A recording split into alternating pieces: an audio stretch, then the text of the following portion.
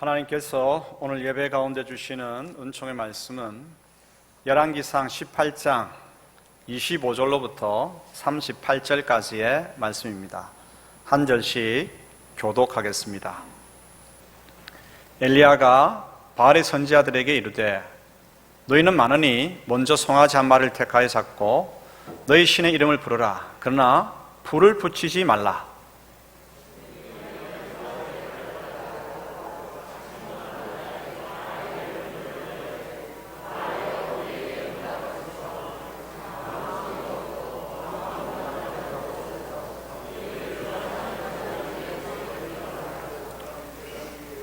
정오에 이르러는 엘리야가 그들을 조롱하여 이르되 큰 소리로 부르라.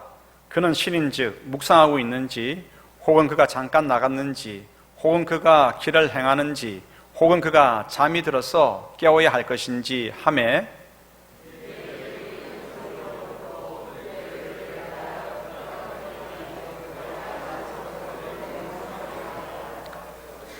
이같이 하여 정오가 지났고 그들이 미친 듯이 떠들어 저녁 소재 들을 때까지 이르렀으나 아무 소리도 없고 응답하는 자나 돌아보는 자가 아무도 없더라.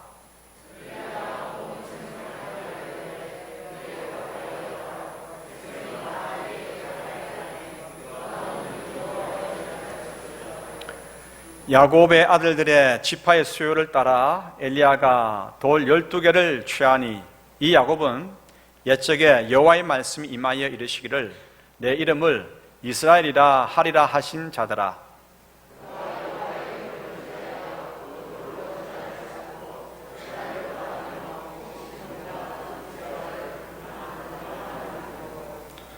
또 나무를 버리고 송아지의 각을 떠서 나무 위에 놓고 이르되 통 넷에 물을 채우다가 번제물과 나무 위에 부으라 하고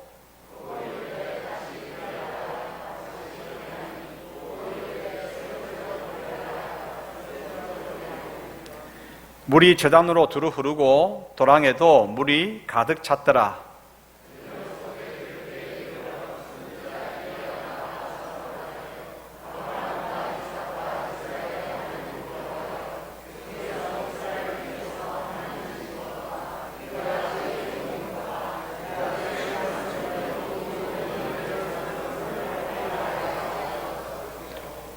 여호와여 내게 응답하옵소서. 내게 응답하옵소서. 이 백성에게 주 여호와는 하나님이신 것과 주는 그들의 마음을 되돌이키심을 알게 하옵소서 하매 이에 여호와의 불이 내려서 번제물과 나무와 돌과 흙을 태우고 또 도랑의 물을 핫은지라. 앞뒤 좌우로 한번 샬롬으로 인사하십시다. 샬롬. 하나님의 평강이 오늘 예배 참석한 모든 분들 가운데에 가득히 임하기를 소원합니다. 또 영상으로 예배에 참석하는 우리 성도들 가운데도 하늘의 은총이 동일하게 임하기를 소원합니다. 하나님 나라는 하나님의 뜻이 이루어지고 하나님의 통치권이 실행되어지는 곳입니다. 하나님 나라는 우리가 이 땅에서 죽어야만 가는 나라가 아닙니다. 지금 우리가 살아가는 이곳에서도 하나님 나라는 임합니다. 하나님의 감동에 의해서 우리가 기꺼이 하나님의 뜻에 순종할 때 하나님 나라는 임합니다. 하나님의 전능하신 역사로 은총의 기적이 일어날 때 하나님 나라는 임합니다.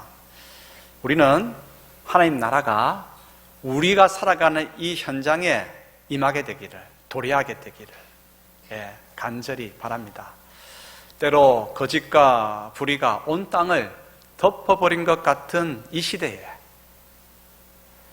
치료가 어려운 중환병으로 고통당하는 때에 지금과 같이 경제적 난국으로 직장을 잃거나 일감이 거의 없어 눈물이 쏟아질 때에 심각한 갈등으로 분열된 자리 가운데에 하나님께서 친히 다스리시는 하나님 나라가 임하여 모든 한숨과 눈물이 사라지기를 우리는 기대하고 바랍니다. 그런 상황 속에서 우리의 바람은 얼마나 간절하겠습니까? 간절할 수밖에 없지요. 그런데 간절함이 대단하다고 해서 하나님 나라는 오지 않습니다. 오히려 간절함이 심하게 되면 인간은 무리수를 두게 됩니다. 어떻게든 하나님의 응답을 끌어오려고 애쓰기 때문이죠.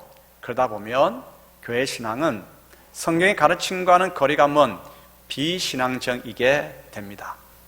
오늘은 신의 응답을 간절히 구하는 상황에서 인간은 어떻게든 신의 응답을 얻기 위해서 행동한다고 하는 점, 이 점을 생각해 보고자 합니다. 그리고 이러한 인간의 행동에 하나님께서는 어떻게 반응하실까, 응답하실까, 이 질문도 함께 해보고자 합니다. 겸손히 가슴을 열고 하나님께서 들려주시는 음성을 경청하도록 하십시다. 첫 번째 우리가 생각할 부분은 신을 대하는, 신을 앞에 두고 있는 인간의 일반적인 특성을 살펴보고자 합니다. 인간이 신을 대할 때 두 가지 일반적인 특성이 있습니다. 첫 번째는 경외감입니다. 두 번째는 보상을 바라는 마음입니다. 인간은 신에 대한 경외감, 이 심령의 두려움이 있기 때문에 신을 예배합니다. 예배할 때 제물을 드리거나 공손한 행동을 하게 되죠. 경외감이 클수록 값비싼 제물일지라도 힘을 다해 드립니다. 경외감이 클수록 머리만 꾸벅 조아리는 것이 아니라 몸을 숙이는 절을 하게 됩니다. 경외감이 클수록 기도의 소리에는 간절함이 묻어나고 오랫동안 기도하게 됩니다.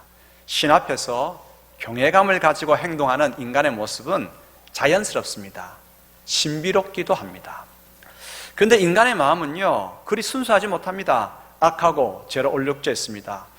힘을 다해서 신을 예배하는 그 사실을 신이 좀 알아줬으면 합니다. 여러분 안 그렇습니까? 예. 그래서 인간은 신이 인간에게 뭔가 보상해 줄 때까지 노력을 그치지 않습니다. 보상해 줄 때까지 인간은 계속 더 강하게 보상을 요구하는 행동을 하게 됩니다. 더 많은 재물을 바치고 더 긴 기도를 하고 더 소리를 높이고 신이 무엇을 좋아할까 생각하여 그것을 들여서 어떻게든 신의 응답을 얻고자 합니다. 이러한 인간의 성향을 조작적 경향성이라 그렇게 부릅니다. 조작한다는 거예요. 응답이 있도록. 신에 대한 인간의 조작적 경향성을 오늘 우리가 읽은 본문에서는 자세하게 찾아볼 수가 있습니다. 본문의 내용은 어떠합니까? 아합 왕은 여호와 하나님 대신에 바알과 아세라 이방 선자들을 섬겼습니다. 그러니까 당연히 마음이 부패하게 되고 악행을 저지를 수밖에 없었지요. 그러자 하나님께서는 엘리야 선자를 통해서 아합 왕에게 이스라엘 땅에 가뭄이 있을 것을 선포하셨습니다. 아합 왕은 가뭄을 선포한 이 엘리야 선자가 밉잖아요. 잡으려고 했지만 하나님께서 엘리야 선자를 숨겨주셨습니다. 3년의 기근이 있은 후에 엘리야 선자는 아합 왕을 만나게 됩니다. 이렇게 이야기합니다. 당신이 이방 신들을 섬기며 악행을 저질렀기 때문에 이 땅에 기근이 온 것입니다. 모든 이방 선지자들을 갈멜산으로 불러 모으시오. 누구의 신이, 누구의 하나님이 응답하시는가 봅시다. 갈멜산에 바알 선지자 450명과 아세라 선지자 400명이 모였습니다. 거짓 선지자 도합하면 850명이지요. 850명의 거짓 선지자들과 대결할 사람은 여호와를 신봉하는 엘리야 선지자 혼자였습니다. 바알 선지자들이 먼저 단을 샀고 바알 신이 싼 그 단에 불로 응답해 주실 것을 간청했습니다. 응답이 없자 거짓 선지자들은 발광을 하면서 저녁까지 간구했지만 허사였습니다. 이제 엘리야 선지자 차례였습니다. 단을 샀고 하나님께 간구하였습니다. 하늘로부터 불이 내려와서 단을 불살랐습니다. 백성들은 거짓 선지자들을 붙잡아 죽였고 아합 왕은 부끄러움을 당하게 되었죠. 마침내 가뭄이 있었던 이스라엘 땅에 비가 내리기 시작했습니다. 갈멜산의 대결에서 바알 선지자들의 행동들을 보면 인간의 신에 대한 조작적 행동이 이렇구나 하는 것을 잘 볼 수가 있죠. 다시 한번 열왕기상 18장 26절, 28절, 29절 화면을 보면서 같이 읽어보겠습니다.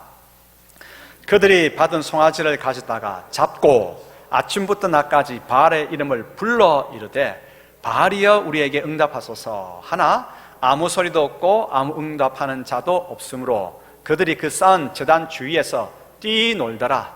이에 그들이 큰 소리로 부르고 그들의 규례를 따라 피가 흐르기까지 칼과 창으로 그들의 몸을 상하게 하더라. 이같이 하여 정오가 지났고 그들이 미친 듯이 떠들어 저녁 소재 들을 때까지 이르렀으나 아무 소리도 없고 응답하는 자나 돌아보는 자가 아무도 없더라. 한번 찬찬히 보십시다. 바알 신자들은 제일 먼저 송아지를 제물로 잡아서 바알 신에게 바쳤습니다. 응답을 구했지만 아무 소리가 없었습니다. 그러자 그들은 바알 신의 응답을 얻기 위해서 뛰며 춤추기 시작했습니다. 정오까지 이르렀지만 아무 응답이 없었습니다. 정오 이후에 그들은 더 큰 소리로 간청했습니다. 그래도 응답이 없자 칼과 창으로 그들의 몸을 피가 나기까지 자해를 했습니다. 미친 듯이 크게 부르짖었습니다.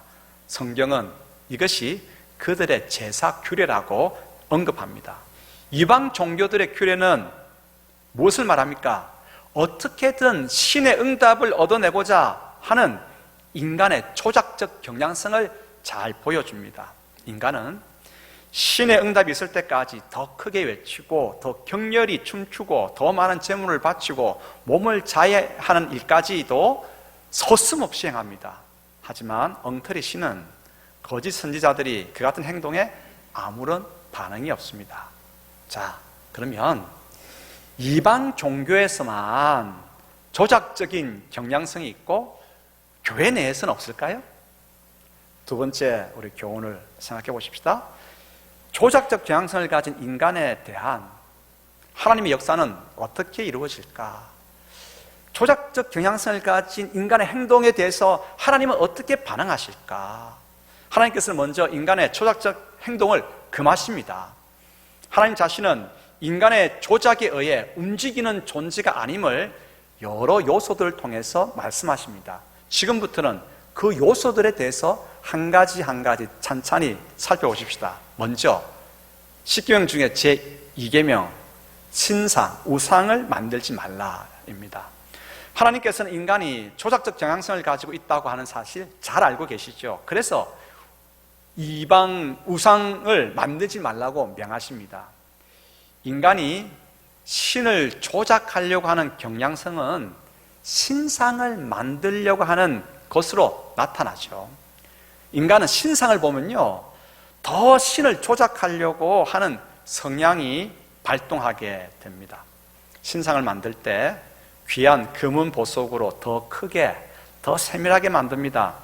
이러한 노력을 하면 신이 이 노력에 감동해가지고 응답을 줄 것이라고 생각하죠. 그래서 절간에는 부처를 더 크게, 더 많은 수의 그 부처상을 가지고 왔다고 자랑하지 않습니까? 예? 이러한 생각을 가지고 신상을 제작함으로써 인간 가운데 있는 신을 조작하려고 하는 능력을 마음껏 신상 제작에다가 담아놓고 있죠. 하나님께서는 신상 제작을 금지하십니다. 그런데 이방 신상만을 금하시는가? 아닙니다.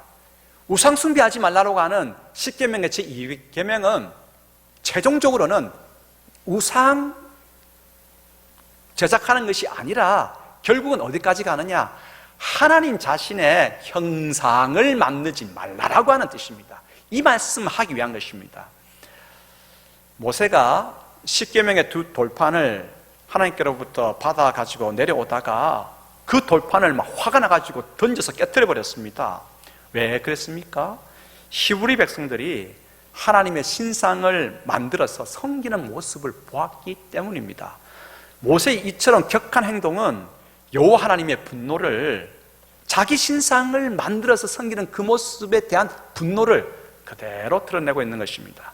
출애굽기 32장 3절, 4절, 7절, 8절 우리 뒤쪽 보면서 읽어보겠습니다. 모든 백성이 그 귀에서 금고리를 빼어 아론에게로 가져가매 아론이 그들의 손에서 금고리를 받아 부어서 조각칼로 새겨 송아지 형상을 만드니 그들이 말하되 이스라엘아 이는 너희를 애굽 땅에서 인도하여 낸 너희의 신이로다 하는지라. 여호와께서 모세에게 이르시되 너는 내려가라 내가 애굽 땅에서 인도하여 낸 내 백성이 부패하였도다. 그들이 내가 그들에게 명령한 길을 속기 떠나 자기를 위하여 송아지를 부어 만들고 그것을 예배하며 그것에게 제물을 드리며 말하기를 이스라엘아, 이는 너희를 애굽 땅에서 인도하여 낸 너희 신이라 하였도다. 하나님의 신상을 부어 만든 것이죠. 하나님은 보이는 존재가 아닌데 신상을 부어 만든 것이죠. 왜 하나님께서는 백성들이 자기의 신상을 금으로 만들어 섬길 때 엄청나게 분노하셨을까요? 그 까닭이 무엇이겠습니까? 지금 이 우상 숭배, 우상을 만들지 말라고 명령받고 있는 사람들은 다른 사람이 아닙니다. 하나님께서 택한 백성입니다. 하나님의 택한 백성들도 인간이기는 마찬가지입니다. 그러다 보니까 이 택한 백성들도 신을 조작하려고 하는 경향을 가지고 있는 것이죠. 그 성향을 가지고 이방신이 아니라 이제는 여호와 하나님께 적용시키려고 하고 있는 것입니다. 하나님을 조작할 수 있다고 한다면 그들은 쉽게 하나님 노릇하려고 할 것입니다. 그래서 하나님께서는 분명하게 말씀하십니다. 나의 신상을 만들지 말라라고 말씀하십니다. 많은 교회들이 우상 숭배 교훈을 지금 우리가 듣고 있는 이 맥락처럼 배우지를 못하고 있어요. 단순히 우상 숭배는 하나님께서 미워하시는 일이기 때문에 우상 숭배해서는 안 된다, 그렇게 들어오고 있죠. 우상도 이방 우상에만 국한되어서 우상 만들지 말라고, 섬기지 말라고 이야기합니다. 그러나 본론은 뭐죠? 본 목적은 하나님 자신의 신상을 금하는 교훈입니다. 이걸 모르기 때문에 참 안타깝죠. 그래서 교회 안에서도 조작적 경향성을 가지고 하나님을 조작하려고 하는 것입니다. 하나님의 응답을 이끌어내고자 하는 비성경적인 잘못된 인들이 일어나고 있는 것입니다. 두 번째 요소를 한번 볼까요? 십계명의 제3계명이 뭡니까? 하나님의 이름을 망령되이 부르지 말라입니다. 제2계명 속에 조작적 경향성을 금하는 말씀이 들어있죠. 제3계명에도 같은 뜻이 이어지고 있습니다. 하나님의 이름으로 하는 것 무엇이 있습니까? 맹세하는 것과 서원하는 것이 있습니다. 하나님께 맹세하거나 서원하는 것은 하나님의 이름으로 하는 것입니다. 내가 하나님으로 맹세하건대, 내가 하나님의 이름으로 서원하건대, 그렇지 않습니까? 그러므로 함부로 서원하거나 함부로 맹세하는 것은 하나님의 이름을 망령되게 하는 것입니다. 우리가 좀 더 구체적인 예를 들어 보십시다. 우리는 언제 하나님께 서원합니까? 주님의 감동을 받았을 때, 또는 우리가 진짜 다급해졌을 때 서원합니다. 주님의 큰 감동이 있을 때 주님을 위해 내가 물질도 목숨도 다 내어놓겠다고 그런 서원하기도 합니다. 아들에게 묻지도 않고 감동받아가지고 아들을 하나님의 목회자로 그렇게 키우겠다고 서원하기도 합니다. 아들에게 꼭 물어보셔야 됩니다. 주님께 서원하는 것을 좋게 해석할 수도 있습니다. 좋게. 그러나 서원은 내가 이처럼 크게 서원했기 때문에 하나님께서는 절 도와주셔야 합니다, 이런 조작적인 행동으로 볼 수도 있는 것이죠. 물질을 내어놓겠다고 서원했는데 하나님께서 재물의 은혜를 주시지 아니하면 아주 서운합니다. 목회자로 서운한 아들이 엉뚱한 길로 빗나가기 시작하면 하나님께서 도와주시지 않은 것 같아서 정말 섭섭합니다. 왜 이리 서운하고 섭섭합니까? 성도들에게도 조작적 경향성이 있기 때문이죠. 다급할 때도 하나님께 서운합니다. 사업이 어렵게 되었습니다. 주님, 사업이 넘어가게 되었는데 이번만 살려주시면 이 사업 하나님께 드리겠습니다. 진짜입니다. 저번처럼 안 하겠습니다. 내가 주님의 이름으로 맹세한다니까요. 얼마나 급한지 이해는 갑니다. 하지만 그 서원이 사업을 드리겠다고 맹세함으로써 하나님의 응답을 끌어오려고 하는 조작적 행동은 아닌지 우리 자신을 돌아보아야 합니다. 세 번째 요소입니다. 하나님의 이름, 야훼라고 하는 하나님의 이름 속에 담겨있는 뜻입니다. 야훼, 성경 속에는 여호와라고 기록되어 있는데 같은 말입니다. 발음이 좀 다를 뿐이죠. 야훼라고 하는 이름의 뜻은 아주 깊습니다. 하나님께서 모세를 부르셔서 애굽의 노예로 있는 히브리 백성들을 이끌어내어 자유케 하라고 말씀하셨습니다. 이때 모세가 하나님께 묻습니다. 지금 나에게 이 명령을 하시는 당신은 누구십니까? 이 명령을 하시는 주님은 누구십니까? 라고 하나님께 묻습니다. 그때 하나님께서 대답하시죠. 나는 나다. 나는 나 스스로 있는 자다라고 말씀하십니다. 무슨 말씀입니까? 여호와 하나님께서는 자신이 창조한 세상을 인도해 나가는 데 있어서 누구의 도움도 받지 않습니다. 누구의 감습도 받지 않으십니다. 오직 하나님 자신의 주권을 가지고 세상을 이끌어 가십니다. 자신만이 세상의 주도권, 결정권, 통치권을 가지고 계시는 하나님이심을 보여주시는 것입니다. 그러므로 야훼라고 하는, 여호와라고 하는 이름의 뜻은 하나님께서는 자유한 가운데 당신께서 뜻한 바 그 뜻을 반드시 이루어 가시는 분이다 라고 하는 뜻이죠. 그 무엇에도 제한받지 아니하시는 무한한 자유를 가지시고 하나님께서는 자신의 뜻을 행하십니다. 그 하나님은 인간의 조작적 행위에 따라 움직이는 분이 아니십니다. 인간의 조작 행위에 완전히 독립적으로 자신의 무한한 자유 가운데서 자신의 뜻을 행하시는 분이십니다.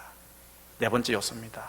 자, 그러면 하나님께서는 우리에게 은혜를 주시고 우리에게 은총으로서의 기적을 베푸실 때 우발적으로 우리에게 역사하십니다. 우리가 앞에 세 가지 요소들을 살펴보았지 않습니까? 먼저 신상 제작 금지, 하나님의 이름을 망령되이 부르지 말라는 것, 그리고 여호와 야훼라고 이름 가운데 담겨있는 뜻, 이것을 통해서 우리가 발견하는 것이 뭡니까? 하나님께서는 자신을 조작하려고 하는 인간에 대해서 그 행동을 금하신다고 하는 것입니다. 인간은 어떻게든 하나님의 응답을 끌어내려고 안달을 합니다. 그래서 하나님을 조작하려고 하죠. 신상도 만들고 하나님 이름으로 맹세 서원함으로 인해서 하나님의 응답을 끌어내려고 합니다. 하지만 하나님께서는 응답을 기대하는 인간의 조작에 따라 행동하시는 분이 아니십니다. 하나님의 선한 뜻대로 행하십니다. 결코 인간의 조작에 의해 조작당하시는 하나님이 아니십니다. 그래서 하나님께서는 우리에게 은총과 기적을 베푸실 때 언제나 우발적으로 역사하십니다. 우발적으로 행하십니다. 우발적이다, 무슨 말입니까? 하나님의 역사, 하나님의 일하심은 사람이 전혀 기대하지 못하도록 예기치 않게 이루어진다는 뜻입니다. 예기치 않게 이루어짐으로 우리 눈에는 하나님의 역사가 우연히 이루어진 것처럼 보입니다. 하지만 우연히 이루어진 것 같이 보여도 오직 하나님의 뜻에 따라서 하나님의 역사는 이루어지는 것입니다. 우발적으로 말입니다. 하나님의 일하심이 우발적이기 때문에 인간은 자기의 뜻대로 하나님을 조작하지 못합니다. 인간이 하나님을 조작할 수 있다면 인간은 하나님 노릇하기 시작할 것입니다. 그러므로 인간은 자신의 열심과 자신의 공로를 가지고 하나님의 응답을 끌어오려고 하나님을 조작해서는 안 됩니다. 더 많이 헌금하고 더 많이 봉사하고 더 많이 헌신하고, 물론 이런 열심 있는 신앙은 중요합니다. 하지만 이것이 하나님의 응답을 얻기 위한 조작행위가 되어서는 안 된다라고 하는 것입니다. 조작행위가 되기 시작하는 순간부터 우리의 신앙은 빗나가기 시작하고 우리는 교만해지기 시작하고 교회는 어지러운 가운데 빠져듭니다. 명심해야 합니다. 간혹 이런 말을 듣습니다. 기적이 상식이 되다. 아주 이게 좀 솔깃하는 매력이 있는 말이에요. 대략 무슨 뜻인지 알만합니다. 뜨거운 믿음의 삶으로 인해서 기적이 계속 이루어진다라고 하는 말이죠. 하나님께서 그렇게 뜻하셨다고 한다면 가능합니다. 어느 정도 일정한 기간 안에서는 가능합니다만은 계속적으로 끊임없이 기적이 상식이 될 정도로 일어난다고 주장한다면 문제가 있습니다. 기적은 우발적일 때 기적입니다. 기적이 내 뜻대로, 기적이 내가 바라는 대로, 우리가 바라는 대로 상식처럼 이루어진다면 그것은 기적이 아니죠. 무슨 목사가 이리 믿음 없게 말하느냐고 그렇게 오늘 저에게 한 소리 하고 싶으십니까? 우리에게는 필요한 것이 제대로 된 믿음입니다. 하나님께서 그러면 우발적으로 우리 가운데에 하나님의 은총을, 하나님의 기적을 우발적으로 우리에게 보여주시는데 왜 그렇게 하시는가? 구원받은 우리가 온 마음을 다해서 주님을 예배하도록 하기 위해서입니다. 뜨거운 믿음의 생활이 그러면 필요 없습니까? 아닙니다. 너무나 중요합니다. 신앙생활에서 우리가 자주 듣는 말이 있습니다. 뜨겁다, 간절하다, 열심히 있다. 이 말은 참으로 중요합니다. 누군가 우리의 신앙생활을 표현하면서 이 단어들을 사용한다고 한다면 우리는 복 있는 사람이죠. 성도는 구원받은 감격과 기쁨과 감사함 가운데에 최선을 다해서 하나님께 드림이 있어야 됩니다. 드림이 있어야 됩니다. 뜨거운 기도, 정성을 다하는 헌금, 힘을 쏟는 봉사와 헌신, 목숨을 내건 예배, 성경의 교훈을 실천하려는 열심 있는 삶, 이런 신앙의 모습이 있어야 합니다. 그런데 말입니다, 주님, 내가 기도도 이만큼, 헌금도 이만큼, 봉사도 이만큼, 예배도 이만큼 할 테니 제발 내 간청 좀 들어주세요. 저를 좀 잘 봐주세요. 이렇게 하나님을 조작해 하려고 해서는 안 됩니다. 하나님과 우리 사이는 무슨 관계입니까? 예수님 덕분에 하나님과 우리 사이는 부자 관계죠. 부녀 관계죠. 여러분, 하나님을 아버지라 고백하십니까? 좀 더 크게 한번 해보시죠. 하나님을 아버지라 고백하십니까?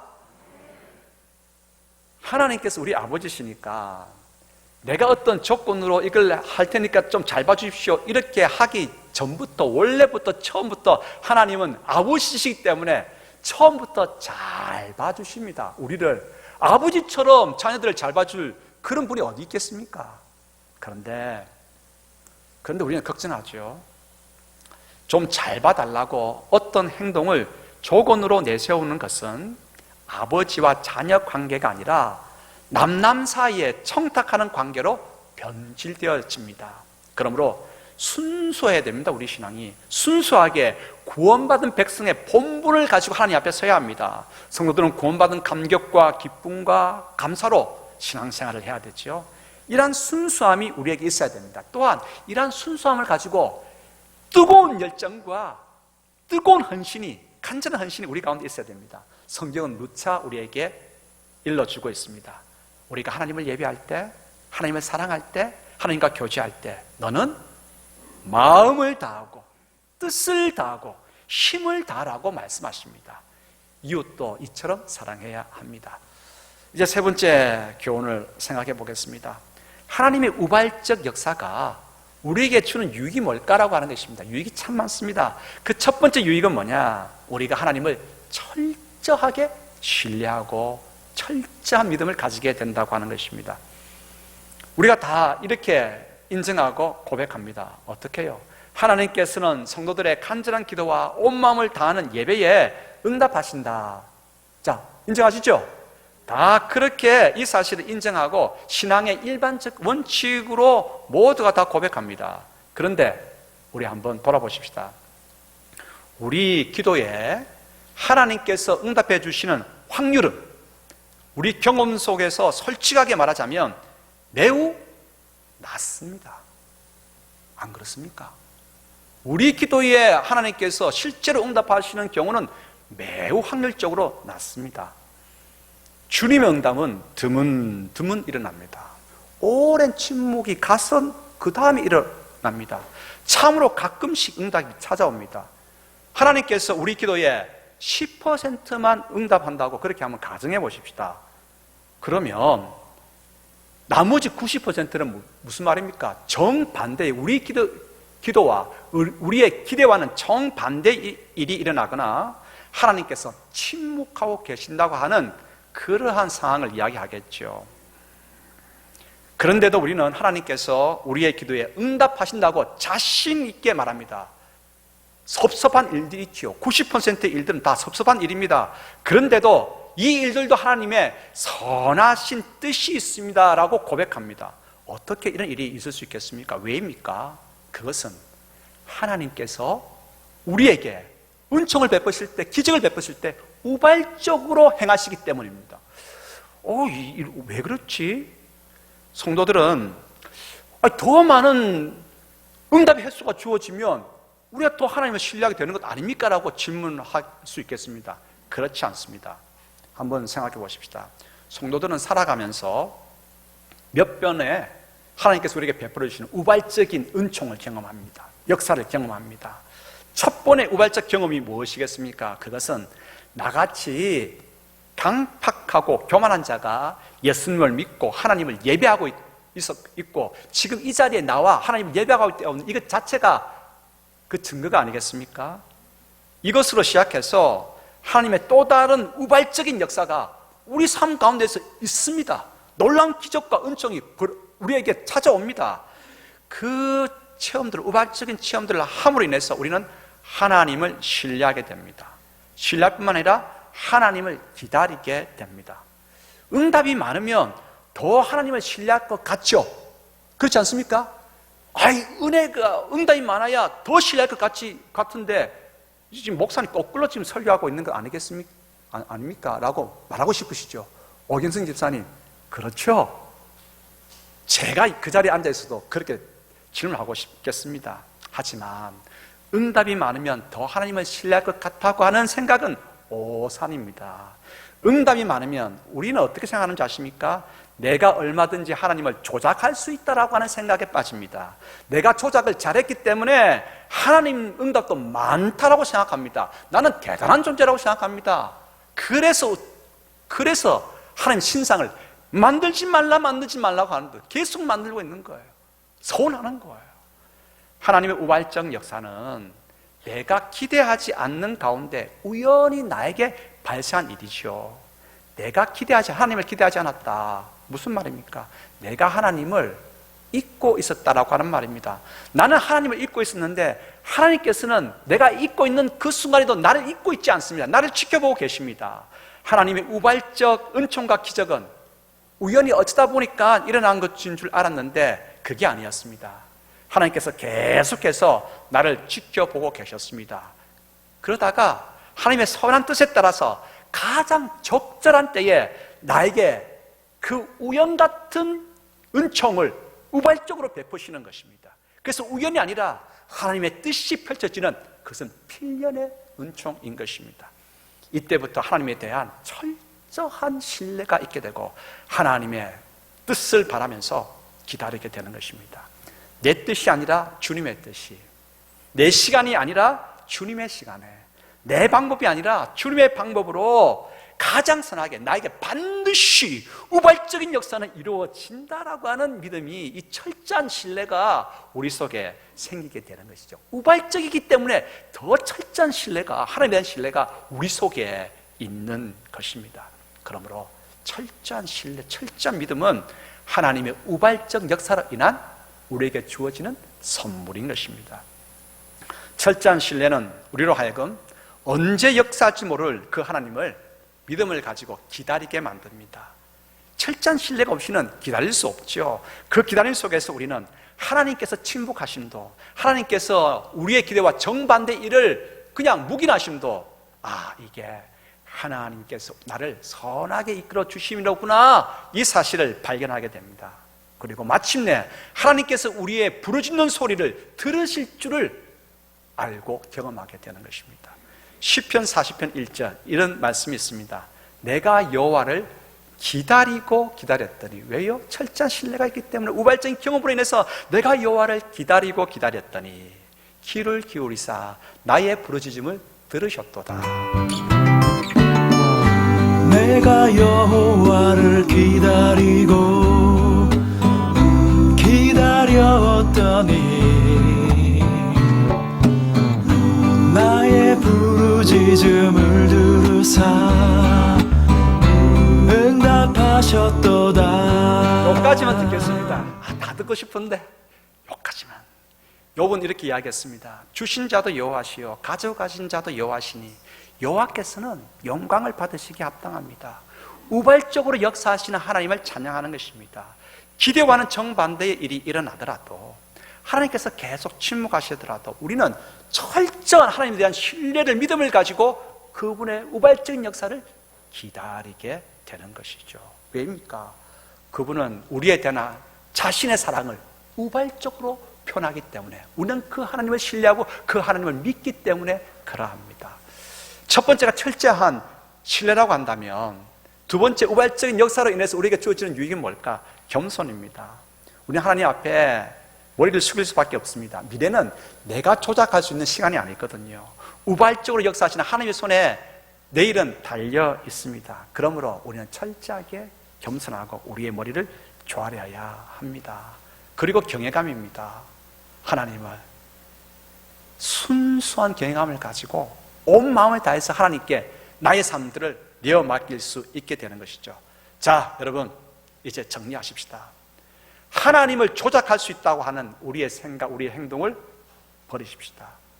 하나님의 우발성 가운데 행하여지는 하나님의 주권을 인정하고 고백하십시다. 더욱 철저히 하나님을 신뢰하고 더욱 겸손히 하나님 앞에 서십시다. 오직 구원받은 자의 순수한 신앙 자세를 가지고 온 마음 다하여 하나님을 예배하십시다. 우리가 이렇게 하나님을 바라고 예배할 때에 우리를 향하여 여호와 하나님께서는 하나님의 은총과 기적을 예기치 않게 오늘 이 시간에도 우리 가운데 우발적으로 행하여 주시는 분이십니다. 진실하신 그 하나님은 찬양받으시기 합당합니다. 할렐루야. 기도하겠습니다. 아버지 하나님, 감사합니다. 하늘의 영광 주님께 가득히 돌려주기를 소원합니다. 우리 삶들이 죄송합니다. 그랬었군요. 용서를 구합니다. 이제는 철저하게 하나님을 신뢰하면서 하나님 앞에 겸손히 서서 하나님의 역사를 기대하고 기다리겠습니다. 오늘 저희 모두에게 주님 온 마음을 다해서 우발적으로 역사하시는 그 하나님에 대한 철저한 기대감을 가지고 예배하는 저희 모두가 되게 도와주시고, 세상은 사람의 좋을 대로 흘러가고 신앙도 그렇게 흘러가는데 문현 중앙교회만은 진리의 말씀 위에서 든든히 서며 말씀을 따라 하나님을 예배할 수 있는 진리의 터가 되게 하옵소서. 예수 그리스도 이름으로 기도드리옵나이다. 아멘.